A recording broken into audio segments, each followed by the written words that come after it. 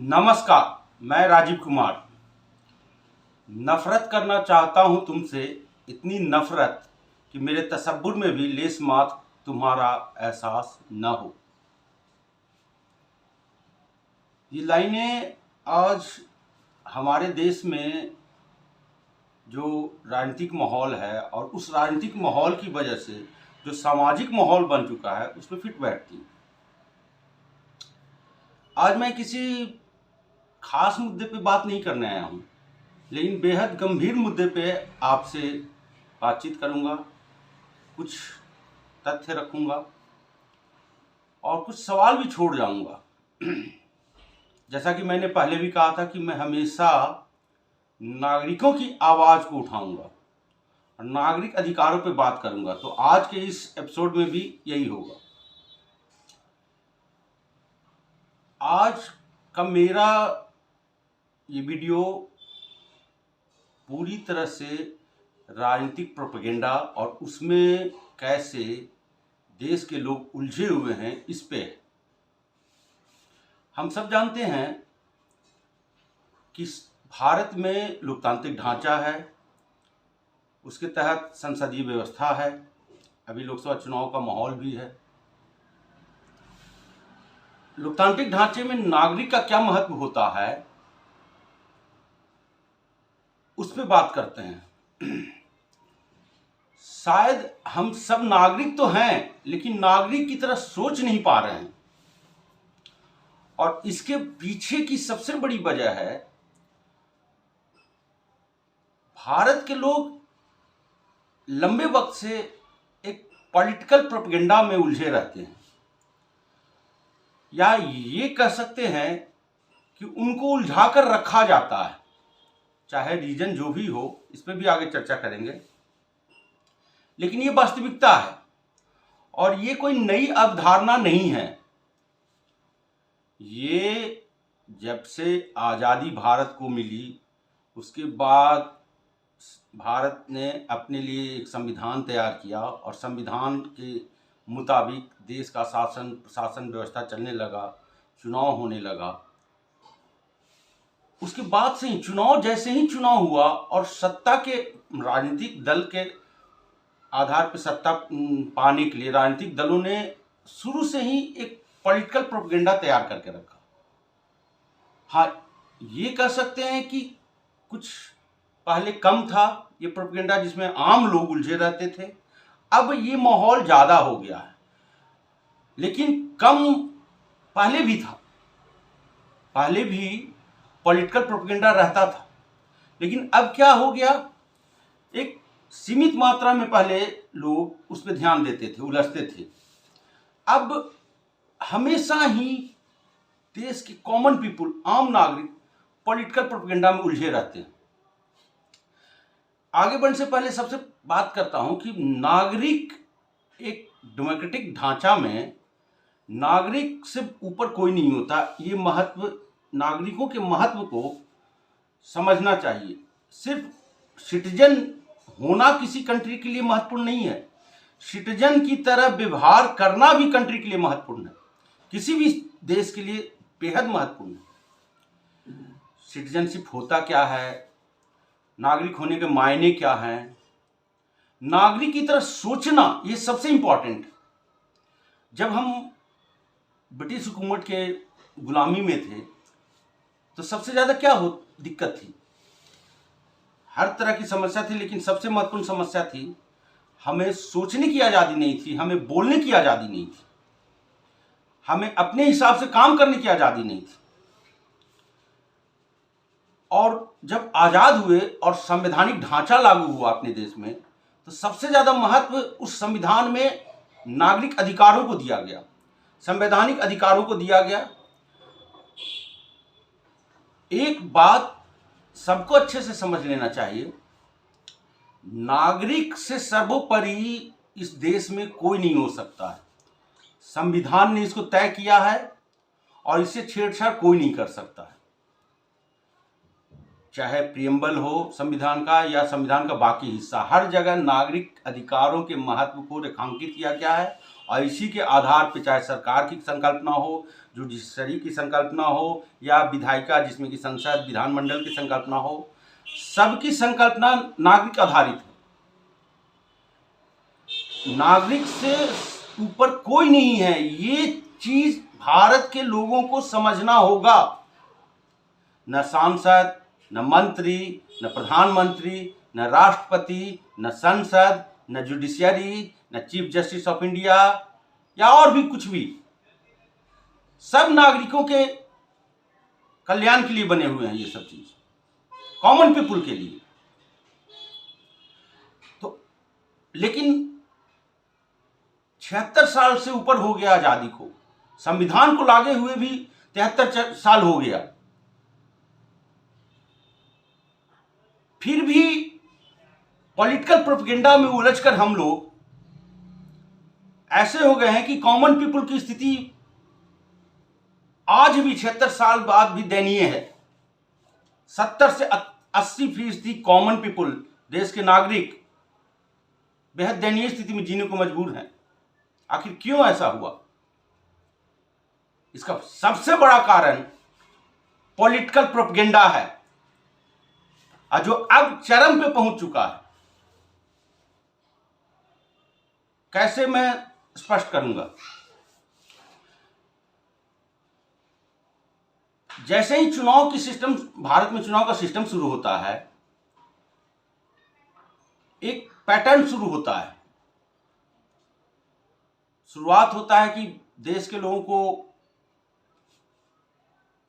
धर्म के आधार पे बांटो, जाति के आधार पे बांटो, और ये धीरे धीरे धीरे धीरे धीरे करके हर दौर में ये रहा है। कम हो या ज्यादा हो, इसे मैं मान सकता हूं, लेकिन ये हर दौर में रहा। और माना जाता था कि जैसे जैसे एजुकेशन आएगा, लोग शिक्षित होंगे, भारत में लोग आर्थिक रूप से भी थोड़े मजबूत होंगे, तो इन सब का महत्व घटेगा। हो इसके उल्टा रहा है, बिल्कुल उल्टा हो रहा है। जैसे जैसे समय बदला, नए नए तकनीक आए, शिक्षा का स्तर भी सुधरा, वैसे वैसे हम धर्म के आधार पे, जाति के आधार पे और ज़्यादा बढ़ते जा रहे हैं। बतौर नागरिक की बात कर रहा हूँ। क्यों बढ़ते जा रहे हैं? क्योंकि राजनीतिक दल ऐसा चाहते हैं, राजनीतिक दल ऐसा माहौल बना देते हैं, राजनीतिक दल ऐसा परिस्थिति पैदा कर रहे हैं। मैं किसी पर्टिकुलर एक दल के बारे में नहीं बोलूंगा, ये लोगों को सोचना होगा। एक दल आता है, एक राजनीतिक दल आते हैं, उनके नेता आते हैं, कार्यकर्ता आते हैं, वो धर्म के आधार पर बांटना शुरू कर देते हैं। एक पक्ष आता है, दूसरा पक्ष आता है, जो जाति के आधार पर बांटने के लिए नए नए प्रोपेगेंडा तैयार करते हैं। और ये दोनों से क्या होता है? इन दोनों तरीकों से कल्याण किसका होता है ये तो आप ही सोचिए। लेकिन सबसे नुकसान क्या होता है? देश में ही अलग अलग खांचा बनता है लोगों का। धर्म के आधार पे नफरत, जाति के आधार पे नफरत, धर्म के आधार पे एक खांचा, जाति के आधार पे अनेक खांचा।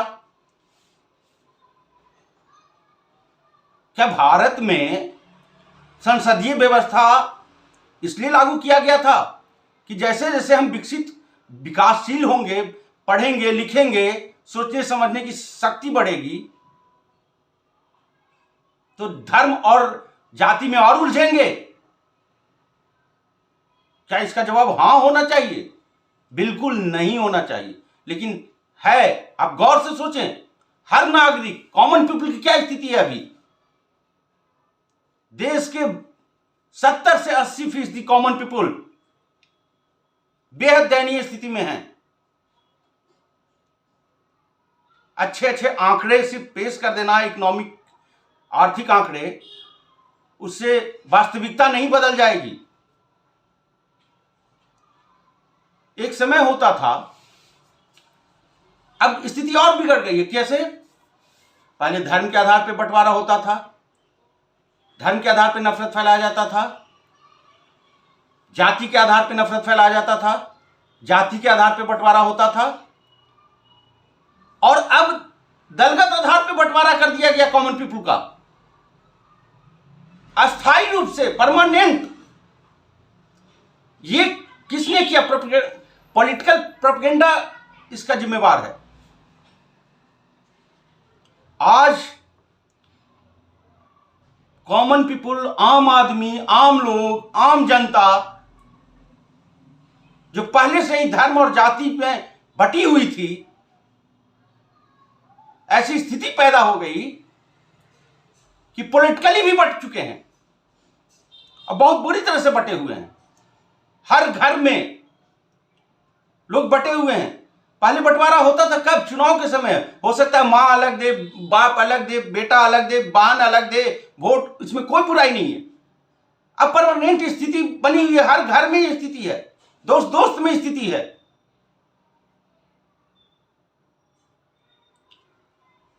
इससे भी ये कदम आगे बढ़ते हैं। आम लोगों का तो बंटवारा कर दिया दलगत आधार पे। ये बहुत पार्टी कार्यकर्ता आम लोग बन चुके हैं। इसका क्या नुकसान होगा आगे चर्चा करूंगा। हो रहा है नुकसान। मीडिया तक का बंटवारा हो चुका है। जिस पत्रकारिता को लोकतंत्र का चौथा स्तंभ कहा जाता है, जिसका काम था कि विधायिका, कार्यपालिका, न्यायपालिका कहीं गड़बड़ करे, जनता के पक्ष में आवाज उठाएगी, उसका बंटवारा पॉलिटिकली कर दिया गया है। और ये वास्तविकता है इस देश की। अभी पहले भी मीडिया का मैनिपुलेशन होता था, पत्रकारों का राजनीतिक दलों से, सरकार से साठगांठ के आरोप होते थे, लेकिन वो सीमित मात्रा में थे। अब तो खुलेआम हो गया है। अब तो ये स्थिति हो गई कि आम लोग भी चर्चा करने रहे हैं। जो जेन्युइन पत्रकार है उनसे भी चर्चा कर पूछा जा रहा है कि इस पक्ष के हो कि उस पक्ष के हो। जवाब देना मुश्किल हो रहा है आम पत्रकारों के लिए, जो जेन्युइन पत्रकार हैं।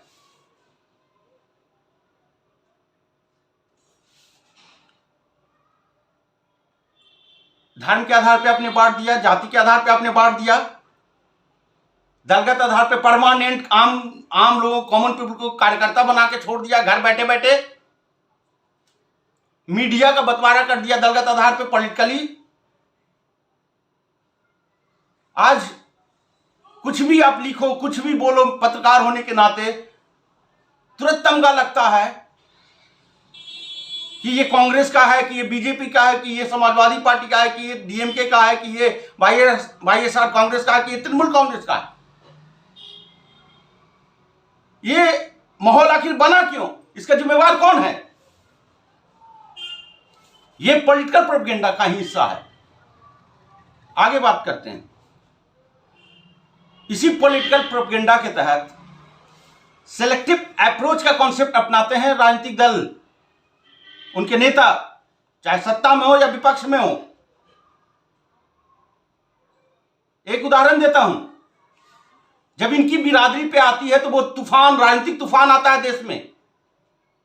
इनकी बिरादरी के लोग जेल जाएंगे तो ये लोग रैली करेंगे। कॉमन पीपल जब जेल जाते हैं तो सामूहिक रैली कोई नहीं करता है। उसी तरह से सत्ता पक्ष वाले विपक्ष के शासित राज्यों में महिलाओं के साथ खिलवाड़ होगा, उनके गरिमा के साथ खिलवाड़ होगा, वहां राजनीतिक तूफान ला देंगे। लेकिन उनके अपने यहां जो सत्ता पक्ष, जिन राज्यों में उनकी सत्ता है, वहां पे चुप्पी साधे रहेंगे। महिला के सम्मान और गरिमा जैसे मुद्दे पर तो सिलेक्टिव अप्रोच होता है राजनीतिक दलों का। बाकी मुद्दों की बात छोड़ दीजिए, नागरिक अधिकारों की बात छोड़ दीजिए। बड़े बड़े नेता जेल जाएं तो उनका नागरिक महत्व इतना होता है, नागरिक अधिकार इतना, राजनीतिक तूफान ला देते हैं देश में। कॉमन लोग के राजनीतिक नागरिक अधिकारों के रोज धज्जियां उड़ाई जा रही है। कभी आपने सुना कि किसी राजनीतिक दल ने या सबने सामूहिक रूप से मिलकर नागरिकों के लिए कोई रैली की है? किसी पर्टिकुलर नागरिक का हनन हो रहा है, हजारों लोग जेल में फर्जी मुकदमों में बंद हैं, कोई 6 साल बाद बरी होता है, पता चलता है, रिहा होता है कि कोई क्राइम किया ही नहीं था, 6 साल जेल रह जाते हैं, 10 साल जेल रह जाते हैं। आम नागरिक ये लोग प्रेस कॉन्फ्रेंस बमुश्किल कर दे तो कर दे, नहीं तो एक दो ट्वीट करके सोचते हैं कि हो गया काम।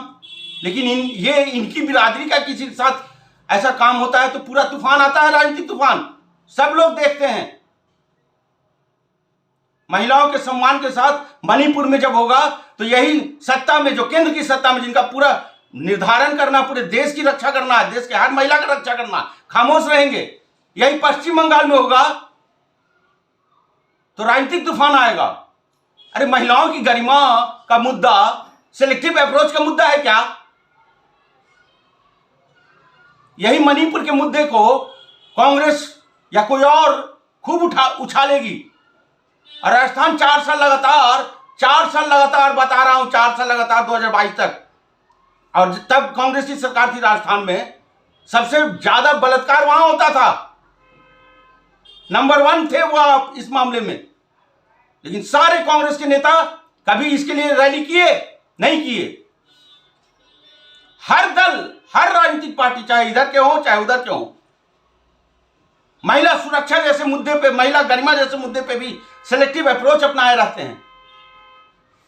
मणिपुर का उदाहरण, मणिपुर में इतनी बड़ी घटना घटती है, मणिपुर को संसद में जगह नहीं मिलती है, मणिपुर पे अलग से चर्चा को संसद में जगह नहीं मिलती है। मई 2023 में मणिपुर में हिंसा व्यापक रूप लेता है। मणिपुर में क्या हुआ पूरी दुनिया ने देखा था, बताने की जरूरत नहीं है। उसके बाद मॉनसून सेशन होता है, स्पेशल सेशन होता है संसद का, विंटर सेशन होता है और छोटा सा बजट सेशन होता है। इन 4 सेशन में भी मणिपुर को अलग से, मणिपुर की स्थिति पर चर्चा के लिए अलग से जगह नहीं मिली थी। देखिए सिलेक्टिव अप्रोच, इसमें सब जिम्मेवार हैं, चाहे सत्ता पक्ष हो या विपक्ष हो, सब, हर राजनीतिक दल जिम्मेवार मैं मानता हूं इसके लिए। फंडामेंटल राइट की बात नहीं करेंगे आम नागरिकों की, नेताओं के फंडामेंटल राइट सबसे हावी है। आम लोगों के फंडामेंटल राइट के लिए ये लोग धरना नहीं देंगे, ये लोग रैली नहीं करेंगे। हर राजनीतिक दल की यही स्थिति है। मैं एक तथ्य रखता हूं, संविधान में अनुच्छेद 32, आर्टिकल 32 संवैधानिक उपचारों का अधिकार है। जब जब देश में नागरिकों का मूल अधिकार का हनन होगा, सीधे मूल एक कॉमन पीपल, गरीब से गरीब, सीधे सुप्रीम कोर्ट जा सकता है, इसकी व्यवस्था उसमें है। और उसी आर्टिकल 32 में, अभी फिलहाल आर्टिकल 32 और आर्टिकल 226 में हाईकोर्ट में, आर्टिकल 32 के जरिए आप सुप्रीम कोर्ट जा सकते हैं, आर्टिकल 32 के जरिए सुप्रीम कोर्ट जा सकते हैं, और आर्टिकल 226 के जरिए हाईकोर्ट में जा सकते हैं फंडामेंटल राइट के वायलेशन पे, उल्लंघन पे, सीधे एक कॉमन पीपल। और उसी आर्टिकल 32 के सेक्शन 3 में एक व्यवस्था की गई थी, एक प्रोविजन डाला गया था, संविधान के लागू हुए 73 साल से ऊपर हो गया है। उस प्रोविजन में था कि पार्लियामेंट को यह अधिकार दिया गया था कि फंडामेंटल, कॉमन पीपल का फंडामेंटल राइट्स का वायलेशन होता है, उल्लंघन होता है, तो पार्लियामेंट को यह अधिकार है कि जैसे सुप्रीम कोर्ट लोग जा सकते हैं इसके लिए और हाई कोर्ट जा सकते हैं, पार्लियामेंट कानून बना के बाकी किसी और कोर्ट को भी यह अधिकार दे सकती थी जहां फंडामेंटल राइट के वायलेशन जुड़े मामलों की सुनवाई हो। 73 साल तक संसद से आज तक कानून नहीं बना है। बनना चाहिए था, नहीं बना। बनने से फायदा क्या होता? अब टेक्नोलॉजी आई है, लेकिन अभी भी हर आदमी के लिए सुप्रीम कोर्ट पहुंचना बहुत मुश्किल है। इवन अपने राज्य में हाई कोर्ट पहुंचना मुश्किल है, उनके लिए अपने जिला के कोर्ट में पहुंचना भी अभी कई जगह ऐसे हैं जहां मुश्किल है। लेकिन जिला के कोर्ट में अगर यह अधिकार दे दिया जाता तो कितनी सुविधा होती।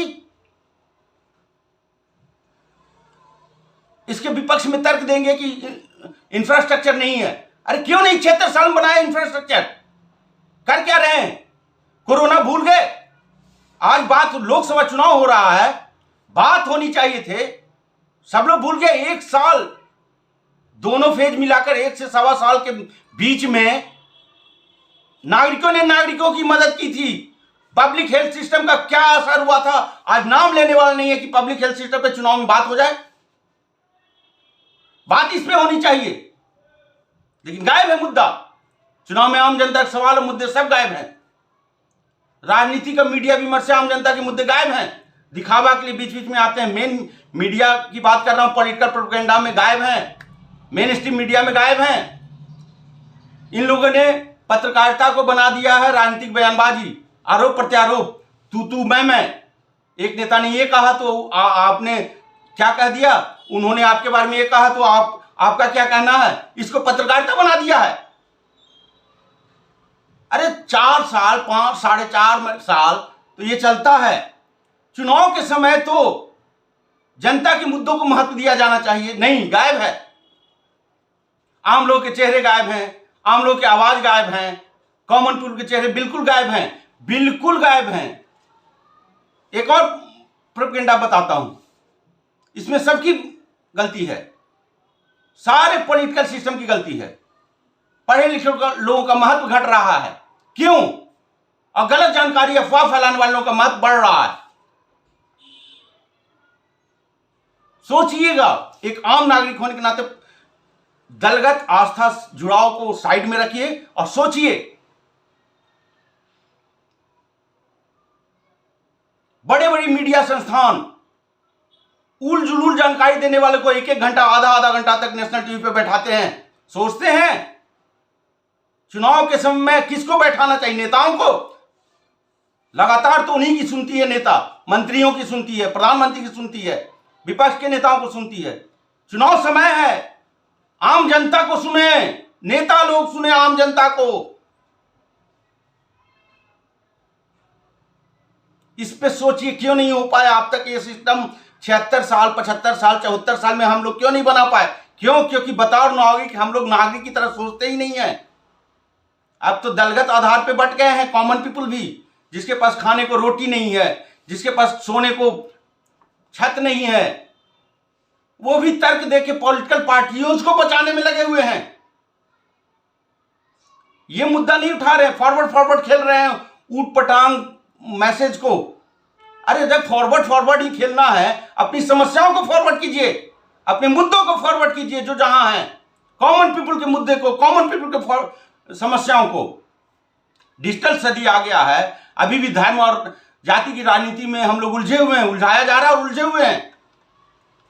आम नागरिक बन चुके हैं, सारे कार्यकर्ता आम नागरिक बन चुके हैं। जितने कार्यकर्ता, एक पॉलिटिकल कार्यकर्ता पहले हुआ करता था, वो अपनी पार्टियों के लिए काम करता था। अब क्या है? आम नागरिक ही कार्यकर्ता है, घर बैठे कार्यकर्ता है। इससे हुआ क्या? किसी भी मुद्दा होता है, नेता तक जब सवाल पहुंच ही नहीं पाता है। आम लोग ही आपस में ही एक दूसरे को जवाब दे देते हैं कि फला पार्टी के समय फला पार्टी का शासन था तो ये होता था, तो अभी ये मुद्दा क्यों नहीं उठाए? अरे 60 साल तक किसी नागरिक अधिकार के साथ खिलवाड़ किया तो ये कोई तर्क हुआ कि अगला 60 साल तक दूसरा पक्ष भी नागरिक अधिकार के साथ खिलवाड़ करेगा? 60 साल तक कोई अपराध किया तो दूसरे को मिल जाता है ये अधिकार क्या कि हम भी 60 साल अपराध करेंगे उसके बाद बात करना? अरे अब कॉमन पीपल हो, असली नुकसान कॉमन पीपल का है। आप जब परमानेंट कॉमन पीपल, गरीब, मिडिल क्लास, जब परमानेंट हर समय लगातार 5 साल पॉलिटिकल कार्यकर्ता की तरह सोचोगे, समझोगे, तो सबसे बड़ा नुकसान सिर्फ और सिर्फ कॉमन पीपल का ही है। और इससे पॉलिटिकल सिस्टम में हर राजनीतिक दल के लिए, हर सरकार के लिए जवाबदेही तय करना मुश्किल हो जाएगा। वो जवाबदेही से बच जाएंगे, आसानी से निकल जाएंगे। उनको पता है मुझे जवाब देना ही नहीं है, जनता को ही जवाब दे रही है। जाति का फेर कैसा होता है, इसका बड़ा उदाहरण बिहार है। बिहार है, सच बता रहा हूं, जाति का फेर कैसा होता है। आज देश का सबसे पिछड़ा राज्य है, हर चीज में नीचे है, शिक्षा से लेके, गरीबी से लेके। क्यों? सिर्फ एक वजह है, बाकी राज्यों में भी ये स्थिति है, लेकिन बिहार में सबसे ज्यादा जाति का उलझन है। जात, पॉलिटिकल जितने भी समीकरण वहां तय होते हैं, पहले भी होते थे जाति से और अभी भी होते हैं, कुछ बदलाव नहीं हुआ है। भ्रष्टाचार, अपराध, आरोप प्रत्यारोप की सियासत के बीच बिहार की जनता झूल रही है। सीधा उदाहरण है, वहां के लोगों को पता है ये बात क्यों हम आज सबसे पीछे हैं बिहार के लोग? कुछ नहीं बदला, न कांग्रेस राज में बदला था, न लालू राज में बदला, न नीतीश राज में बदला, और जब जब बीजेपी भी नीतीश राज में 12-13 साल शासन में रही तब भी कुछ नहीं बदला। सामाजिक न्याय के नाम पे किसका विकास हो रहा है? जेपी आंदोलन के बाद एक नया नारा दिया गया कि सामाजिक न्याय के नाम पे राजनीति होगी, बड़े बड़े नेता पैदा हुए, और अब भी सामाजिक न्याय के नाम पे राजनीति। 50 साल 40 साल हो गया, सामाजिक न्याय की स्थिति ही नहीं देश में ला पाए हैं। फिर लाएंगे धर्म, फिर लाएंगे जाति, फिर लाएंगे आरक्षण। भूल गए क्या 90 के दशक के शुरुआती दशक में मंडल कमीशन की रिपोर्ट के बाद देश में किस तरह आग लगी थी? फिर से आग लगेगी। अगर ऐसा कुछ हुआ, इसकी जिम्मेदार कौन है? कोई सोचता ही नहीं है। कोई आया अपना एक धर्म की कार्ड खोजना है तो जाति का ले आओ, धर्म की कार्ड नहीं खोजना है तो जाति का कार्ड ले आओ। चल रहा ही जाति धर्म के आधार पर पहले दलगत आस्था थी, अब दलगत आधार पे कॉमन पीपुल की आस्था हो गई। सियासी मुद्दा इस चारों तरफ छाया है, वास्तविक मुद्दा से मतलब नहीं है। आर्थिक आंकड़ों से राजनीतिक नुराकुश्ती हो रही है, जीडीपी बढ़ रहा है, इससे वोट मिल जाएगा। ये नहीं देख रहे हैं कि देश की अधिकांश जनसंख्या आर्थिक असमानता के जिस खाई में खड़ी है उस पर कोई बात नहीं करेगा। चुनाव का समय है, उस पर बात होना चाहिए। जीडीपी के नाम पे वोट लेंगे सब, ये नहीं समझाएंगे कि जीडीपी क्यों बढ़ रहा है, और वो जो पैसा बढ़ रहा है, संपत्ति बढ़ रही, किसकी बढ़ रही है? 3% 4% लोगों की। यही हम दुनिया की 5वीं बड़ी अर्थव्यवस्था हो गए कि 4% लोगों का या 10% लोगों का संपत्ति बढ़ जाए। ये मुद्दा चुनाव का समय उठना चाहिए कि नहीं उठना चाहिए? क्या मतदाता या कॉमन पीपुल, नागरिक सिर्फ वोट डालने तक सीमित हैं? मुद्दों को तय करने का काम आम नागरिक का होना चाहिए था। आज तक हम वो सिस्टम नहीं बना पाए। लोकसभा का चुनाव लोकतंत्र का पर्व है, त्योहार माना जाता है, लेकिन इस त्योहार में आम नागरिक अभी भी सिर्फ वोट डालने का एक उपकरण बन के रह गए हैं। ऐसा सिस्टम चुनाव का बनाया गया है, उसमें मौका ही नहीं दिया गया है कि आम जनता के मुद्दों को चुनाव के समय भी कम से कम नेता लोग सुने। अभी भी वही कौन दल किस दल में गया, कौन पाला के कहां पाला बदला, कौन नेता किस पार्टी में गया, कौन अचानक छोड़ दिया, कौन टिकट के लिए मर रहा है, कौन जी रहा है, इधर से उधर हो रहा है। बस यही न्यूज हो गया, यही पत्रकारिता हो गई। 68% लोग गांव में रह रहे हैं। कितनी दयनीय स्थिति है। गांव में कैमरा मेन स्ट्रीम मीडिया का नहीं जाता है। अरे कम से कम 5 साल 4 साल नहीं जाता है। चुनाव के समय तो ले जाओ, जिनके पास संसाधन है उनके पास संसाधन। मेन स्ट्रीम मीडिया का मतलब क्या होता है? उनके पास संसाधन है। आम लोगों की याददाश्त कमजोर है तो राजनीतिक प्रोपेगेंडा हमेशा चलते रहता है। विडंबना है। संविधान की पढ़ाई, देखिए सबसे जरूरी थी कि भारत में संविधान की पढ़ाई हो, संविधान की समझ बढ़े। 6th क्लास से 10th क्लास तक सिविक्स पढ़ा के थोड़ा सा संविधान, और जब 10th के बाद संविधान पढ़ने की समझने की जरूरत होती है तो जनरल डिस्कोर्स से संविधान की पढ़ाई ही खत्म हो जाती है। जब तक कि आप संविधान से रिलेटेड कोई सब्जेक्ट नहीं लेते हैं। अरे संविधान हर आदमी को मरते दम तक पढ़ना चाहिए, संवैधानिक अधिकारों को जानना चाहिए। कोई ऐसी व्यवस्था क्यों नहीं बना कि चाहे इंजीनियरिंग की पढ़ाई हो, मेडिकल की पढ़ाई हो, आर्ट्स की पढ़ाई हो, हर स्ट्रीम की पढ़ाई हो, उसमें संविधान का पार्ट पढ़ते रहना है। 10th के बाद ऐसी व्यवस्था है ही नहीं जब तक कि आप पर्टिकुलर वो सब्जेक्ट ले नहीं रहे हैं। और 10th के बाद 15 साल के बाद धीरे धीरे लोगों को समझ में आता है कि नागरिक का अधिकार क्या होता है। उसके बाद से ये विमर्श से गायब कर दिया गया। स्टडी के विमर्श से संविधान गायब है। क्यों नहीं इस पे चर्चा होती है कि हर जगह एक लिमिट मात्रा में, चाहे 30 साल तक आप पढ़ रहे हो कोई कोर्स में या 32 साल तक पढ़ रहे हो, संविधान की पढ़ाई साइड से करती रहनी है, कंपलसरी होनी चाहिए। संवैधानिक समझ बढ़नी चाहिए इस देश के नागरिकों की।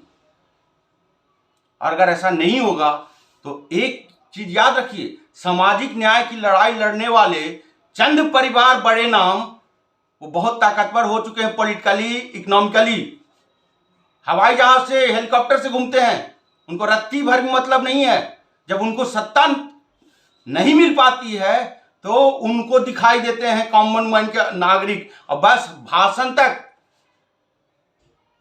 वास्तविकता से कोई लेन देन नहीं है, नहीं तो 76 साल में देश से गरीबी नहीं मिटती। सामाजिक न्याय क्यों नहीं आ पाए? सामाजिक न्याय के ABCD तक नहीं आ पाए हम लोग। और किसी सरकार को कल्याण करने के लिए, सामाजिक न्याय करने के लिए किसी आंकड़े की जरूरत है? सब पता है सबको। और बहुत सारे तरीके होते हैं जिससे बिना आग लगाए, बिना नफरत फैलाए देश के एक एक नागरिक का विकास हो सके। लोग क्यों नहीं सोचते हैं?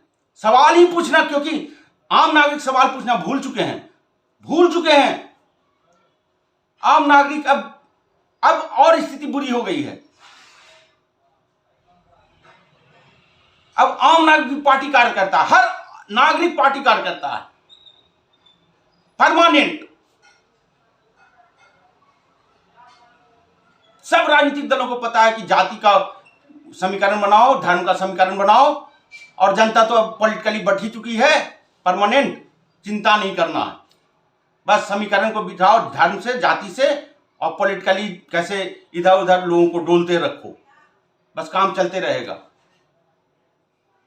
जो वास्तविकता है देश की, मैं घूमता हूं, देखता हूं, उसे आपके सामने रखा है। लेकिन थोड़ा एग्रेशन था, एग्रेशन का मुद्दा भी था, लेकिन जाते जाते फिर से वही अपनी लिखी कुछ पंक्तियां सुनाऊंगा। और ये सरकार को भी सुननी चाहिए, हर राजनीतिक दल को भी सुननी चाहिए, और आम नागरिकों को भी सुननी चाहिए और समझनी भी चाहिए। यही है अपने लोकतंत्र। इसी लोकतंत्र की अवधारणा में आदर्शवादी स्थिति यही होनी चाहिए। गौर फरमाइएगा। मेरा प्रेम तुम्हारी खिलखिलाहट है, तुम्हारी मुस्कुराहट है, तुम्हारी अल्हड़पन है, तुम्हारी मासूमियत है, तुम्हारी स्वतंत्रता है, तुम्हारी उन्मुक्तता है, और इन सब से भी ज्यादा तुम्हारा सुकून है मेरा प्रेम। संविधान यही कहता है कि हर नागरिक को लोकतांत्रिक ढांचे में ये सब मिले, खिलखिलाहट भी हो, मुस्कुराहट भी हो, अल्हड़पन भी हो, मासूमियत भी बरकरार रहे, स्वतंत्रता भी हो हर तरह की, उन्मुक्तता भी हो, सुकून भी हो, और सबसे ज्यादा प्यार हो। अगर मेरा वीडियो पसंद आ रहा है तो शेयर करें, और मेरी आवाज बुलंद रहे इसके लिए बहुत जरूरी है कि मेरे चैनल को आप लोग सब्सक्राइब करें, बाकियों को भी प्रोत्साहित करें। मेरी स्वतंत्र आवाज को और बुलंद करने के लिए साथ ही मेरे लिए मायने रखता है। ज़्यादा से ज़्यादा लोगों को प्रोत्साहित करें कि मेरे चैनल को सब्सक्राइब करें। आपका सहयोग इस स्वतंत्र आवाज को हमेशा बुलंद रखेगा, इसकी गारंटी मैं देता हूं। नमस्कार।